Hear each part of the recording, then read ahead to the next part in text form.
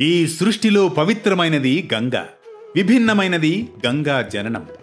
గంగ ఎక్కడ ఏ సందర్భంగా జన్మించింది, ఎలా జన్మించింది, గంగ ఎందుకు అంత పవిత్రమైనది తదితర దివ్యమైన విశేషాలను తెలుసుకుందాం వేటు న్యూస్ ఈనాటి పరమార్థంలో. ఓం నమః శివాయ.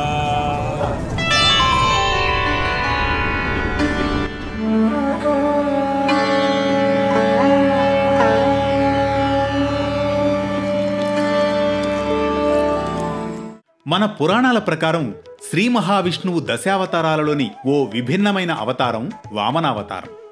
వామనుడు బలిచక్రవర్తిని 3 అడుగుల నేల యాచించి తీసుకొని ఆకాశం మొత్తం 1 అడుగుతో కొలిచినప్పుడు